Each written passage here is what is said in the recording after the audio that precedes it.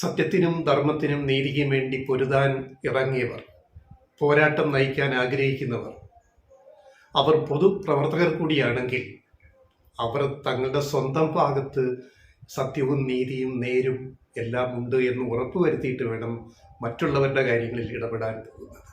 അല്ലെങ്കിൽ ബൂമറാങ് പോലെ അത് തിരിച്ചു വരും. ഏതായാലും ഭൂമി മലയാളത്തിൽ ഇന്നുവരെ ആദ്യമായിട്ട് വസ്തു അളന്ന് വാങ്ങാത്ത ഒരാളിനെ നമ്മൾ കണ്ടെത്തി. കോടികൾ വിലമതിക്കുന്ന വസ്തു വാങ്ങുന്നു, പക്ഷെ വസ്തു അളന്ന് തിരിക്കുന്നില്ല. അളന്ന് തിരിക്കാതെ ഇനി വാങ്ങിയത്. അത്ര വിശ്വാസമാണ് ഈ ആളിനെ, വസ്തു കൊടുക്കുന്ന ആളിനെ എന്നാണ് വാങ്ങിയ ആൾ പറയുന്നത്. പറയുന്ന ആരാണെന്ന് ചോദിച്ചാൽ അത് മാത്യു കുഴൽനാടനാണ്, കോൺഗ്രസിന്റെ MLA. അദ്ദേഹം ഇടുക്കിയിലെ ചിന്നക്കനാലിൽ റിസോർട്ട് കെട്ടാൻ കുറെ ഭൂമി വാങ്ങി. മതിലില്ലാത്ത ഭൂമിയാണ് വാങ്ങിയത്. ഒരു മതിപ്പ്, ഭൂമി അളന്നു തിരിച്ചില്ല. ആദ്യമായിട്ടാണ് ഭൂമലയാളത്തിൽ ഒരാൾ വസ്തു അളന്നു തിരിക്കാതെ വാങ്ങിയത് എന്നിപ്പോൾ സമ്മതിച്ചിരിക്കുന്നു. മാത്യു കുഴൽനാടൻ പറഞ്ഞിരിക്കുകയാണ് വിശദീകരണം. എന്നിട്ട് അങ്ങ് മതിൽ കെട്ടിയിട്ട് അവിടെ റിസോർട്ട് പണിതു വന്നപ്പോൾ റിസോർട്ട് ഇരിക്കുന്നത് അദ്ദേഹം വാങ്ങിയ പട്ടയ ഭൂമി കൂടാതെ തന്നെ ചേർന്നുള്ള 50 സെന്റ് റവന്യൂ ഭൂമിയിലും, സർക്കാർ റവന്യൂ ഭൂമിയിലും മിച്ച ഭൂമിയിലും കൂടിയാണ് ഈ റിസോർട്ട് ഇപ്പം ഇരിക്കുന്നത്. 1000 ചതുരശ്ര അടി വിസ്തീർണമുള്ള ഒരു കെട്ടിടം അതിൻ്റെ അകത്തുള്ള കാര്യം മറച്ചു വെച്ചു ഈ രജിസ്ട്രേഷൻ സമയത്ത്, പോക്കുവരവ് സമയത്ത്. കാരണം അത് കാണിച്ചാൽ അതിൻ്റെ മൂല്യം 18 ലക്ഷമാണ്. ആ നികുതിയും സർക്കാരിന് നഷ്ടപ്പെട്ടു.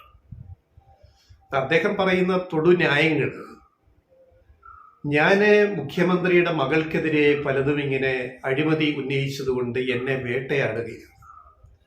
ഇവിടെ വേട്ടയാടൽ എന്താ ഉള്ളത്? ഒരു പരാതി വന്നു, സർക്കാർ ഭൂമി അനധികൃതമായി കുഴൽനാടൻ കയ്യേറിയിട്ടുണ്ട്, അളന്ന് തിട്ടപ്പെടുത്തണമെന്ന് പരാതി വന്നു. വിജിലൻസ് അന്വേഷണത്തിന് പരാതി വന്നു, അന്വേഷണത്തിന് ഉത്തരവിട്ടു.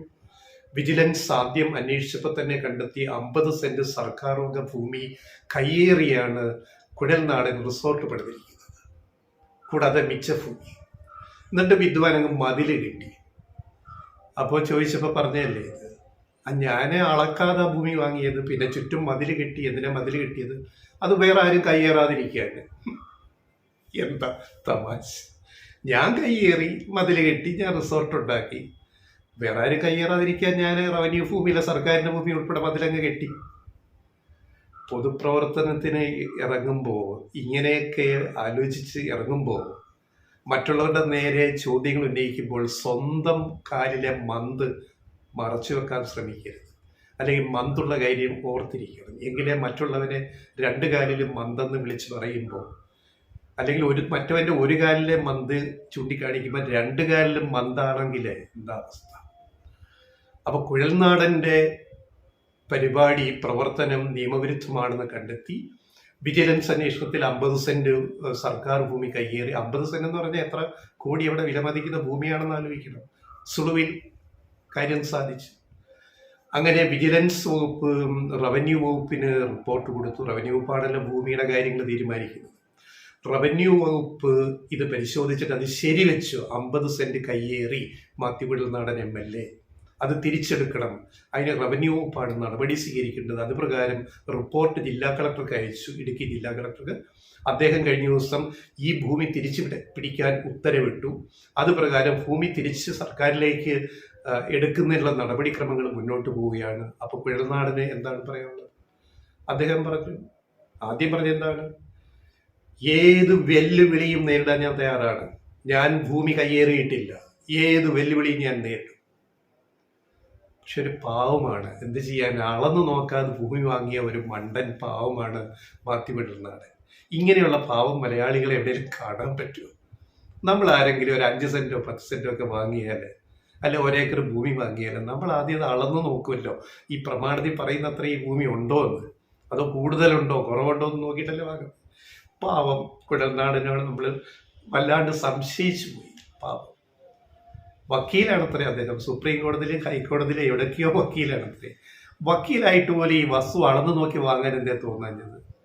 അത്ര പരമശുദ്ധനാണ്. പിന്നെ ഇടയ്ക്കിടയ്ക്ക് മുഖ്യമന്ത്രിയുടെ കുടുംബത്തിനും വീണയ്ക്കുമെതിരെയൊക്കെ എന്തെങ്കിലും ഇങ്ങനെ പറഞ്ഞുകൊണ്ടിരിക്കുക, ഒരു ഓളം ഉണ്ടാക്കണം. ഇപ്പം നിയമസഭ ഉടനെ ചേരാൻ പോവുകയാണ്. ഇദ്ദേഹം നിയമസഭയിൽ ഈ വിഷയം നേരിടേണ്ടി വരുമ്പോൾ എന്താ പറയേണ്ടി വരിക? കൃത്യമായ തെളിവോടുകൂടിയാണ് വിജിലൻസും റവന്യൂ വകുപ്പ് കണ്ടെത്തിയിരിക്കുന്നത്. കേരളത്തിലെ ഒരു MLA, ഒരു കോൺഗ്രസ് MLA സർക്കാർ ഭൂമി 1, 2, 5 സെന്റ് അല്ല, 50 സെന്റ്, 1/2 ഏക്കർ ഭൂമി കയ്യേറിയിരിക്കുകയാണ് കണ്ണായ സ്ഥലത്ത്, ടൂറിസം സ്പോട്ടിൽ. എന്നിട്ടാണ് നാട് നീളം നടന്നിട്ട് നാട്ടുകാരെ നന്നാക്കാൻ ഇറങ്ങിയിരിക്കുന്നത്. സ്വന്തം കാര്യത്തിൽ എന്ത് അഴിമതിയും എന്ത് കുത്തിത്തിരിപ്പും എന്തും വഴിവിട്ട് നിയമ ലംഘനമൊക്കെ നടത്താൻ ഒരു കുഴപ്പമില്ല. എന്നിട്ട് മറ്റുള്ളവരെ നന്നാക്കാൻ ഇറങ്ങുന്ന ഈ ഒരു പരിപാടിയുണ്ട്. അതാ പറയുന്നത്, തിരിച്ചടിക്കുമെന്ന്. നമ്മളൊരു കാര്യത്തിന് ഇറങ്ങണം, നമ്മൾ ശുദ്ധരാണെന്ന്, നമ്മൾ സത്യസന്ധരാണെന്ന്, നമ്മളെല്ലാം നിയമപരമായിട്ടാണ് ചെയ്തിരിക്കുന്നത്, നാളെ നമുക്കെതിരെ ഒരു നടപടിയും കേസും വരില്ല എന്ന് ഉറപ്പ് വേണം, നിശ്ചയദാർഢ്യം വേണം. എന്നിട്ട് അഴിമതി തുടച്ചു നീക്കാൻ രംഗത്തിറങ്ങുക. കുഴൽനാടൻ്റെ കൂടെ കുഴലൂതാൻ 100,000 പേരെ കിട്ടും. അങ്ങനെ സത്യസന്ധമായിട്ട് ഇറങ്ങിയാൽ. ഇപ്പം നിങ്ങൾ എക്സ്പോസ്ഡായി, എന്നിട്ട് നിങ്ങൾ ഞാനൊരു പാവമായി പോയി, അതുകൊണ്ട് ഭൂമി അളന്നില്ല എന്നൊക്കെ പറഞ്ഞ് നിങ്ങൾ ആരെയാണ് ഈ പറ്റിക്കാൻ ശ്രമിക്കുന്നത്? കുഴൽനാട, ഇത് ശരിയാണോ? ആലോചിച്ച് നോക്കുക. അതുകൊണ്ട് ഇത്തരം കാര്യങ്ങൾ നിയമപരമായിട്ട് മുന്നോട്ട് പോകും. അതിനുള്ള നടപടികൾ റവന്യൂ വകുപ്പ് വിജിലൻസ് റിപ്പോർട്ടിൻ്റെ അടിസ്ഥാനത്തിൽ ഇത് ഏറ്റെടുക്കാൻ തീരുമാനിച്ചു. കളക്ടർ അതിൻ്റെ നടപടികൾ തുടങ്ങിക്കഴിഞ്ഞു. വൈകാതെ ഈ മതിൽ പൊളിച്ചിട്ട് സർക്കാരിൻ്റെ 50 സെന്റ് മിച്ച ഭൂമിയും സർക്കാർ തിരിച്ചു പിടിച്ച് വേറെ അതിലുണ്ടാക്കും. അപ്പോൾ കേസും വരും. കാര്യങ്ങൾ നിയമപരമായിട്ട് കുഴൽനാടൻ നേരിടേണ്ടി വരും. അദ്ദേഹം കുറ്റവാളിയാണെന്ന് കോടതി കണ്ടെത്തിയാൽ അതിൻ്റെ ശിക്ഷയും അദ്ദേഹത്തിന് കിട്ടും. ഇത് ന്യായമായ ഒരു കാര്യമാണ്. അതിന് അദ്ദേഹം തയ്യാറാവട്ടെ. എന്തായാലും കൂടുതൽ കാര്യങ്ങൾ മുഖ്യമന്ത്രിയുടെ കുടുംബത്തിനെതിരെയും അതുപോലെ വീണയ്ക്കെതിരെയും അദ്ദേഹം കൂടുതൽ തെളിവുകളായിട്ട് മുന്നോട്ട് വരട്ടെ. അതിനൊക്കെ അദ്ദേഹത്തെ ഞങ്ങൾ സ്വാഗതം ചെയ്യുന്നു. പക്ഷേ ഈ സ്വന്തം ഈ പരിപാടി ഉണ്ടല്ലോ, ഈ കാട്ടിക്കുട്ടി ഈ പരിപാടി, ഈ സർക്കാർ ഭൂമി അടിച്ചു മാറ്റുന്ന ഈ പരിപാടി ഉണ്ടല്ലോ, അത് വേണമായിരുന്നു. കുഴൽനാട, നിങ്ങളൊരു പാവമല്ലേ, നിങ്ങൾ അളക്കാതെ ഭൂമി വാങ്ങുന്ന ആളല്ലേ, എന്നിട്ട് ഇങ്ങനെ എന്തെങ്കിലും ഒരു അബദ്ധം പറ്റിപ്പോയത്. അതുകൊണ്ട് നേരിടുക, കാര്യങ്ങൾ നേരിടുക, അത്ര തന്നെ.